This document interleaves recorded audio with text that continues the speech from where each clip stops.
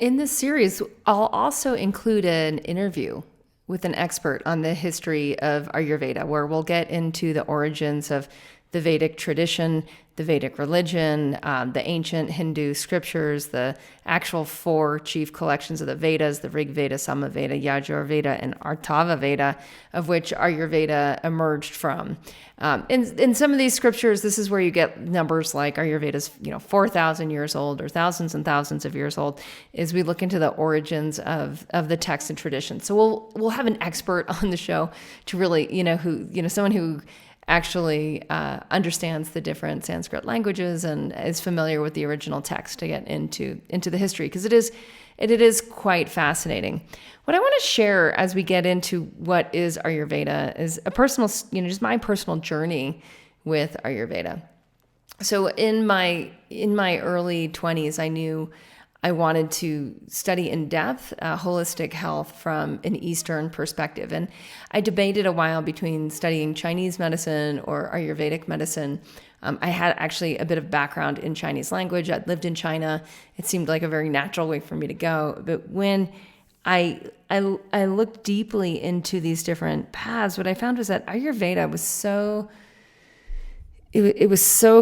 intrinsically languaged around the elements of nature, and not that Chinese medicine isn't, but the way that it was currently being taught in practice was just a little bit closer to the ecosystem, a little bit more ingrained in that you are the cosmos, that you are the elements, that you are these energies or these 3 forces of nature, that all of this that's outside of you is also within you. And in understanding, right? In understanding, what happens is change, right? What happens is your own evolution, and your spiritual body or your subtle body starts to awaken, and you become more and more aware of your own capacities. And that really drew me in to Ayurveda, this path of you are your own healer. I'm not saying that's not the same in Chinese medicine. Deep down, I do believe that to be true. It's just the way that it was being taught and practiced. What I found with Ayurveda was that wow, it just brings you right into you are nature, and how to understand on very subtle, simple levels, and also on very complex levels, what is the nature of you and what is the nature of any imbalances that you might have. So many people are familiar with Ayurveda from the concept of constitutions, what we call Prakriti.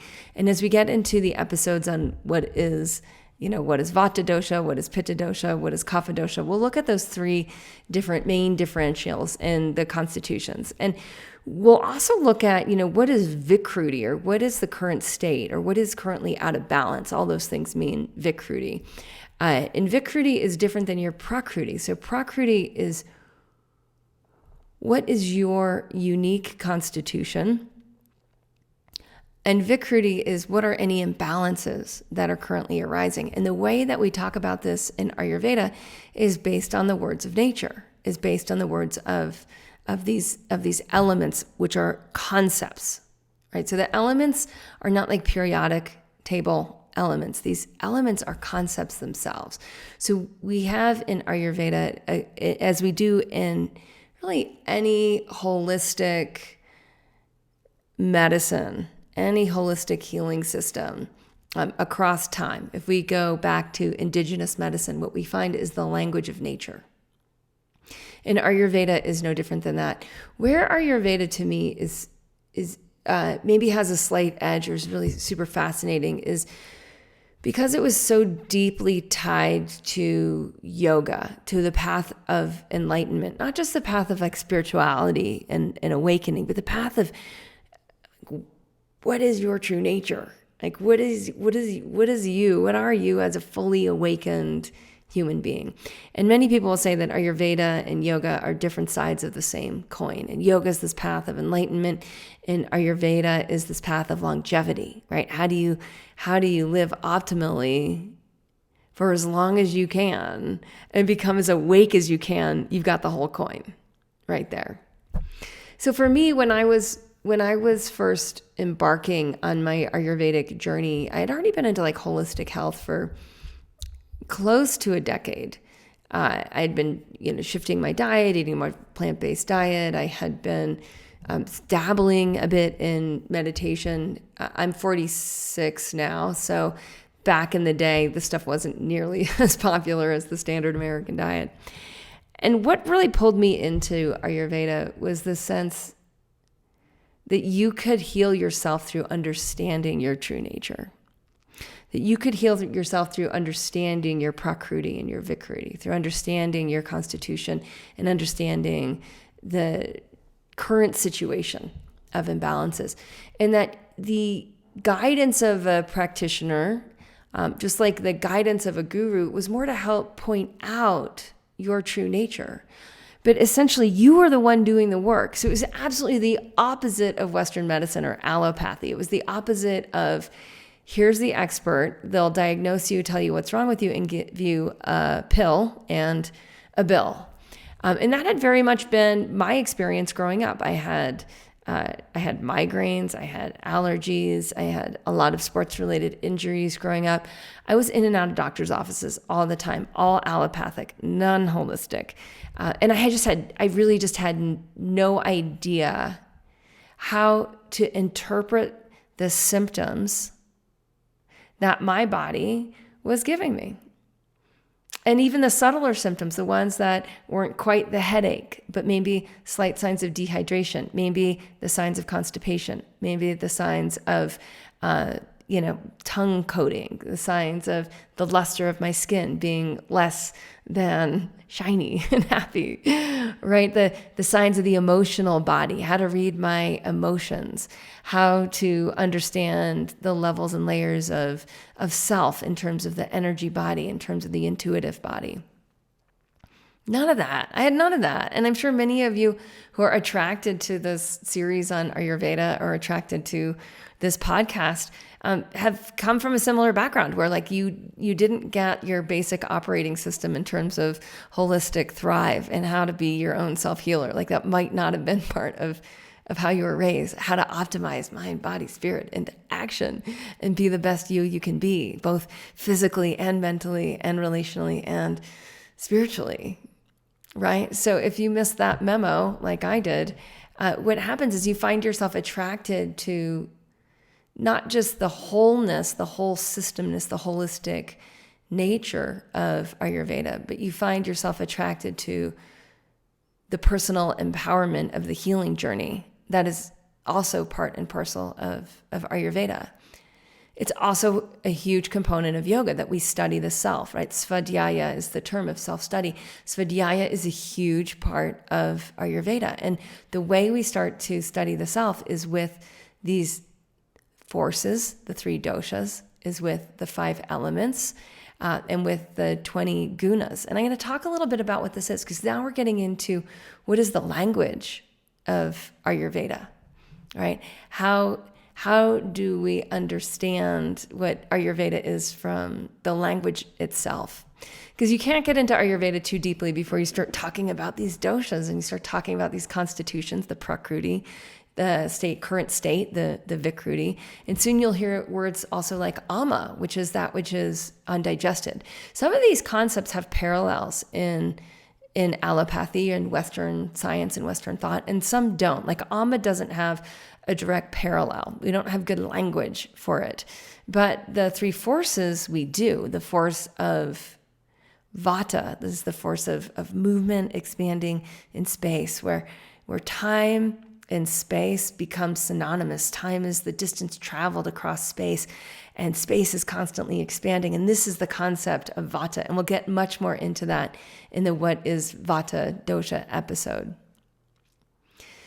So Vata is the energy of catabolism. It's the energy of dispersion, right? Where something that's potent becomes something that's more dispersed. Pitta is the second energy. It's the energy of fire and water combined into a force of metabolism. Just think about it, like in your digestive tract, you can't just have fire burning. It needs water. It needs the safety of water, right, to actually contain it. Otherwise, you get something like an ulcer or ulcerative colitis when the fire is out of balance with the water. So this is the force of metabolism, is the force of Pitta. Now, kapha is the force of water and earth combined, mostly water, this force of regeneration, of rejuvenation, of nourishing and flourishing. This is the energy of kapha. It's the energy of building, or what we would say is anabolism in Western medicine. So you have catabolism, metabolism, and anabolism. And these three energies are these three forces, and they're in dynamic harmony when you're healthy and thriving. And when one goes higher than the other, like when one goes out of balance, what that usually means is that it's out of sync with the other two energies. It's now in a state of dis-ease. And that's really what we are talking about when we're talking about Vikruti, is like, what is the current state of imbalance?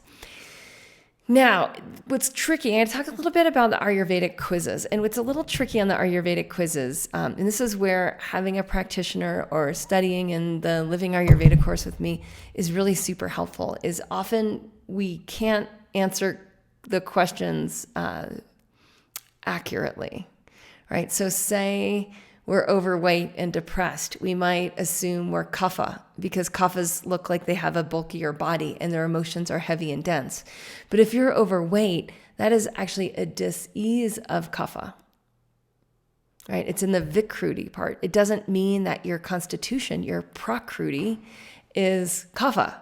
You can, and actually I have some episodes on this that I'll talk a little bit more about when we talk about can you lose weight with Ayurveda, when we do that podcast and I talk about overweight vatas versus overweight pittas versus overweight kaphas. My point being this, I want you to take a number of different quizzes to start to see what are the tendencies. And when you answer those questions in those Ayurvedic quizzes, what I want you to ask yourself is, when I'm happy and healthy and thriving, what is my nature? What am I more like? Am I more like this, or am I more like that, or am I more like the other one? And this is really important, because when you understand Prakruti, you actually are tapping into how these energies that create your constitution, how they're meant to be within you, like how you're meant to thrive. So when I started taking Ayurvedic quizzes, I had this preference. I wanted to be more vata than I was. It was part of this skinny society preference. And I would take these quizzes and I'd be like, wow, my mind is really pitta. It's really fiery. It has these energies of intensity and sharpness. Pitta types, often Ayurvedic practitioner types will say oh, pittas always think they're right. And I remembered growing up, my siblings would say, oh, Katie thinks she's always right, all the time. And it was true. And I think it still is to some degree. It's definitely been my downfall. Right. And so Pitta's type mentally tend to be cocky. They tend to be hyper confident, assertive, dominant, all of these things. And so when I was reading about it, that was really true. But when I looked at my physical body, it wasn't really that Pitta. So a lot of the answers to the questions in the Ayurvedic dosha quiz for me would come up kapha, that I would have a harder time losing weight than gaining weight. I was had strong endurance. I was naturally sturdy. I naturally could go a while without eating. These are all tendencies of kapha, even physical tendencies of I have thick hair. I have a strong, sturdy bone structure. Some of my physical tendencies were also a bit on the pitta side. I'm not super voluptuous like some kaphas. I'm just sturdy, a little bit on the earthy side of kapha, less on the watery side. So as you're asking, what is Ayurveda? It's really a path of who are you? And what is this life? And what is this cosmos that I was born into?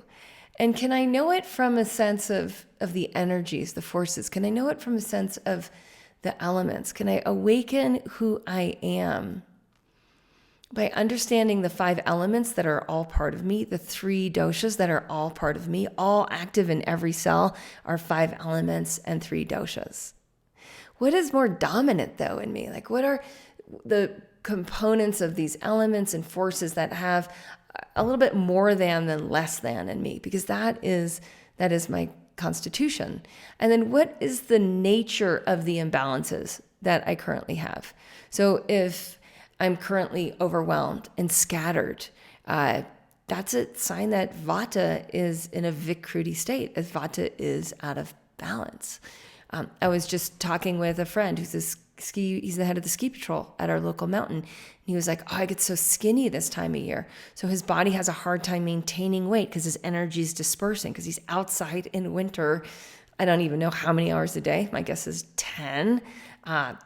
And it's a blizzard often, right? So his body is constantly trying to build energy, but it's in a state of dispersion. So he has a tendency towards a Vata imbalance in the winter. He gets skinny, he loses his appetite. Those are typical Vata imbalances.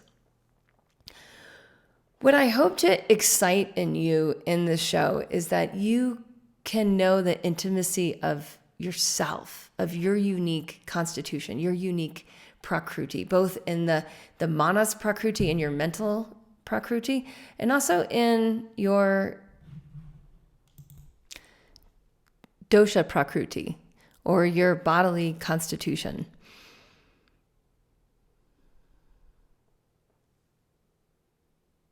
This question of, is Ayurveda really effective? So part of the way we went about organizing this podcast series was what are people actually searching for in Google? And one of the questions was, is Ayurveda really effective? And the way I want to talk about this is not just in terms of who you are in terms of your constitution, but to actually back up a step to, what do we all have in common as human beings?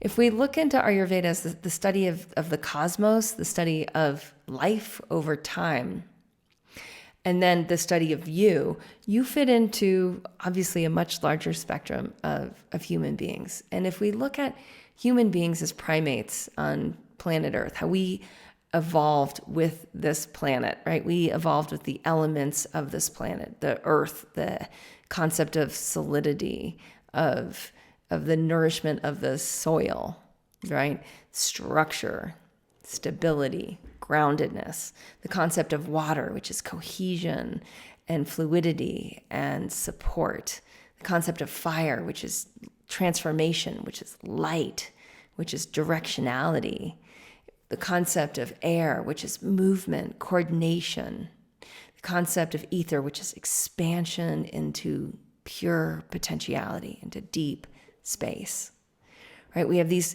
5 concepts and these 3 energies, which are amalgams of these elements. So we have the force of Vata, the force of Pitta, the force of Kapha that we already talked about, that these are moving through our day and night cycle.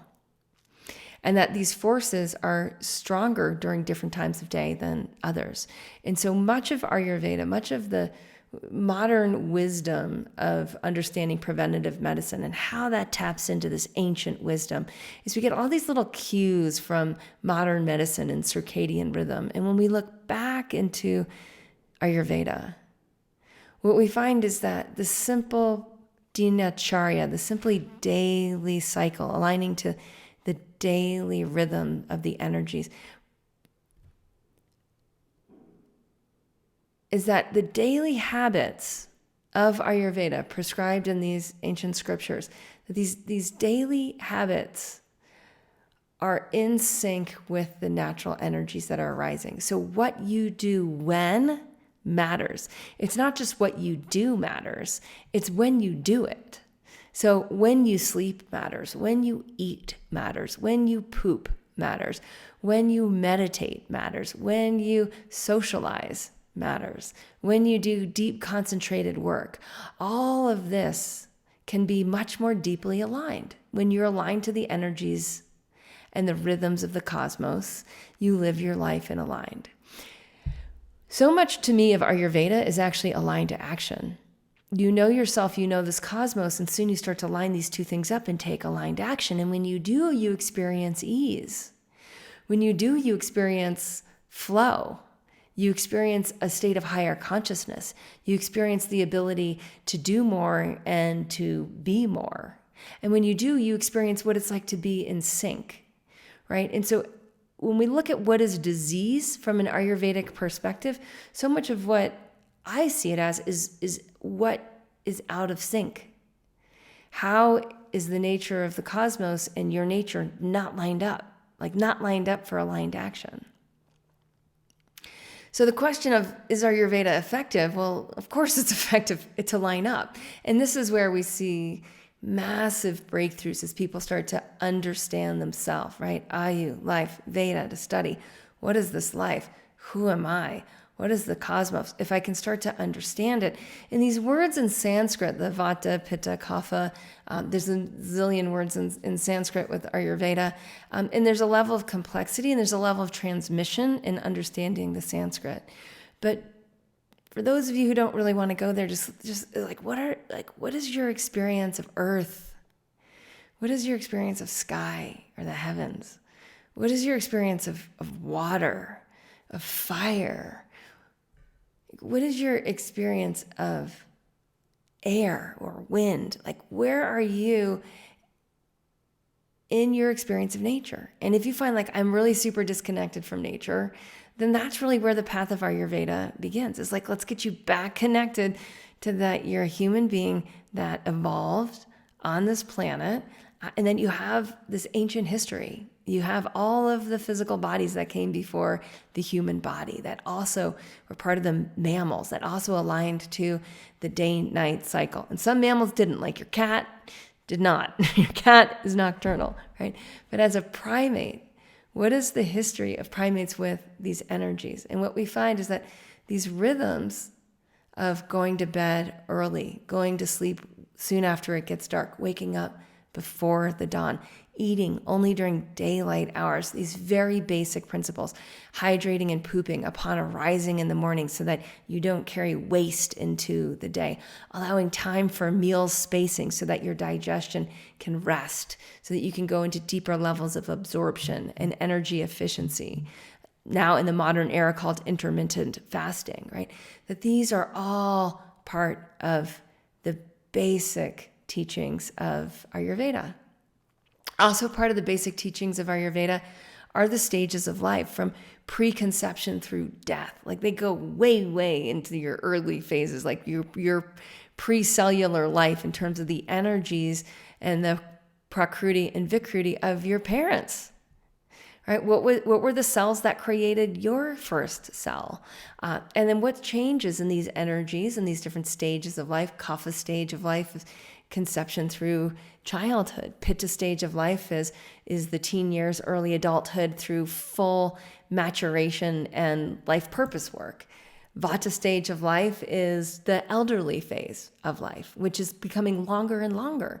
And how do we understand how to align to these energies so that we can thrive in any stage of life, knowing that childhood has more mucus-related imbalances, knowing that adulthood has more pitta or fire-related, inflammation-related imbalances, knowing that the elderly phase of life has imbalances that are more due to deep cellular dehydration and dryness. And how, through knowing this, can we actually mitigate? How can we make better choices to counteract the current tendencies? And that's where the healing phase of Ayurveda is all about. Is you start to understand what are the energies that are dominant, that are creating imbalances. How can you then make better choices to cultivate the opposite energies, to experience the amelioration of imbalances? And the beginning path to that is the Gunas. I mentioned that term earlier in the episode. And all a Guna means is the adjectives. So I look at the doshas, Vata, Pitta, Kapha, of those forces. Those are verbs.